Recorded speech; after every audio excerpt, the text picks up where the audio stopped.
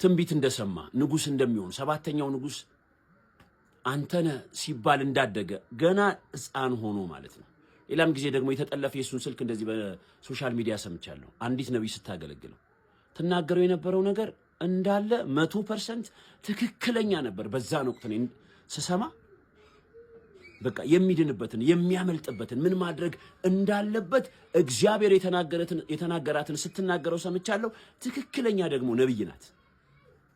እንግዲህ ቢዋጥልንም ባይዋጥልንም ምንድነው መልአኩ ለኢያሱ የተናገረው? ከኛ ነህ ወይስ ከጠላቶቻችን ሲለው አይደለሁም ነው ያለው። ከእግዚአብሔር ወገን ነኝ። ስለዚህ ከእግዚአብሔር የምንወግን ከሆነ እንግዲህ ያቺ ሴት ነብይ ትመስለኛለች ስትናገረው የነበረውን ነገር እሱም ሲያደምጣት ነበርና ምንድነው የነቢያትንም አገልግሎት ደግሞ በተጨማሪ የሚያከብር ሰው ነው ማለት ነው።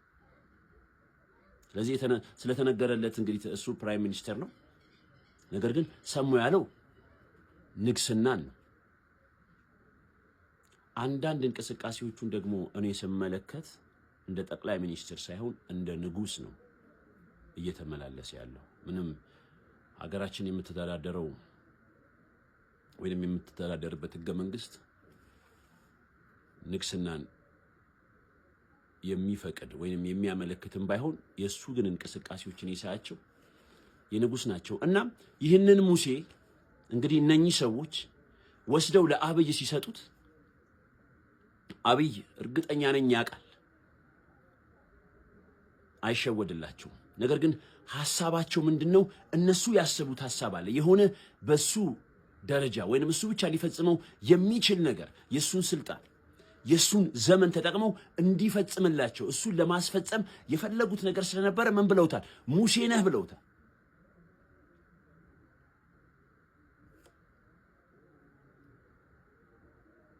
ስለዚህ ምን ልጅ እያልኩሽ ያለሁት ምንድነው?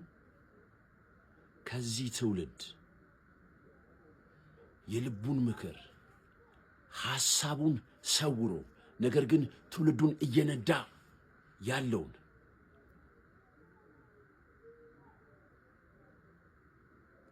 ትውልድ ምን እንድትይ ነው? እንድታመልጩ ነው፣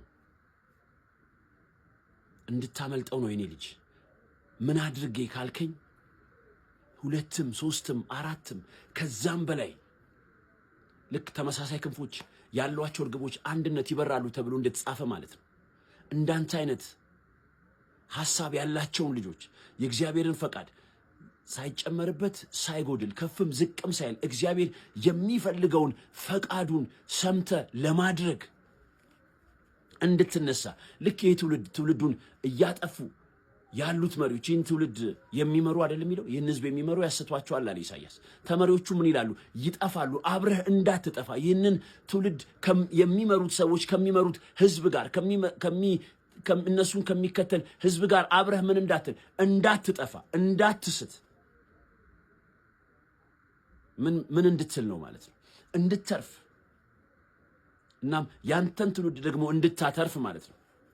ሙሴ ለህዝቡ እኮ ሲናገር እግዚአብሔር ለሙሴ ሲናገረው አትገባም አለኝ አለ። እንዳልገባ ደግሞ ማለ አለ ዘዳግም 4 ላይ። ነገር ግን አለው ኢያሱን እዘዘው፣ አስጠናው፣ የነገርኩህን ሁሉ ለሱ ንገረው፣ እሱ ነው ትውልዱን የሚያሻግረው። የትኛውን ትውልድ ካልከኝ የሙሴን ዘመን ትውልድ አይደለም፣ የኢያሱን ዘመን ትውልድ ማለት ነው።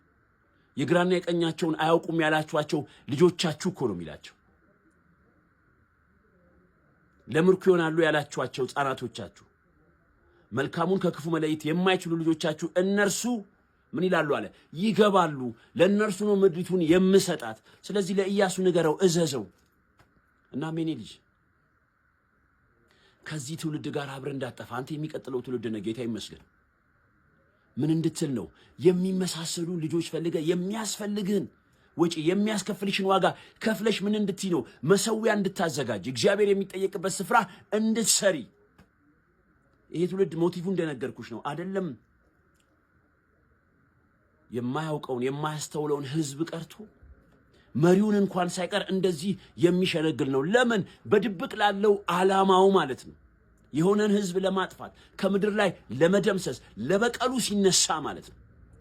ተጾሟል እኮ በእኛ ቸርቾች እንኳን ሳይቀር ጾም ጸሎት ታውጆ ተጾሟል። ሰዎች ደማቸውን ሰጥተዋል።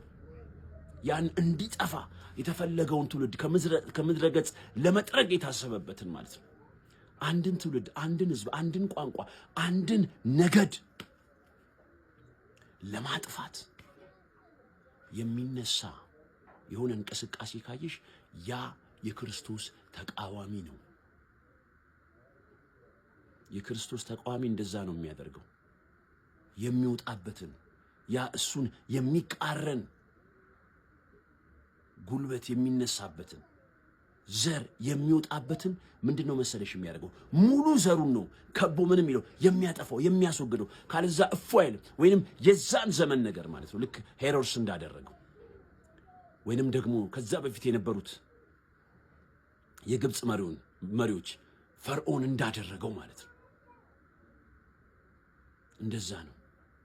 ስለዚህ ምን ልጅ የምትተርፍ እንድትሆንና ደግሞም የሚሰሙንም ያንተንም ትውልድ እንድታተርፍ እያልኩ ነው። ምን አድርግ? ግድ የለህም። የሚያስከፍልህን ዋጋ ያስከፍልህ። ጎበዝ አይበሉ፣ ብርቱ አይበሉ፣ አይቀበሉ።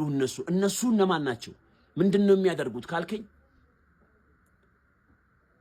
ግራና ቀኛቸውን አይለዩም። ጭራሽ ለምርኮ ይሆናሉ ያላችኋቸውን ልጆቻችሁን፣ ሕፃናቶቻችሁን እነሱን ነው ምን ምለው አለ እግዚአብሔር የማሻግርና የማስገባው እነሱ ናቸው የሚወርሷት። ስለዚህ ያለው ለሙሴ ወደድክም ጠላህም አለው ምን በለው? እዘዘው። ማንን? ኢያሱን አስተምረው፣ የነገርኩን ሁሉ ንገረው። እሱ ነው የሚያሻግረው። ስለዚህ ምን ልጅ መሰዊያ እንድትሰሪ ነው።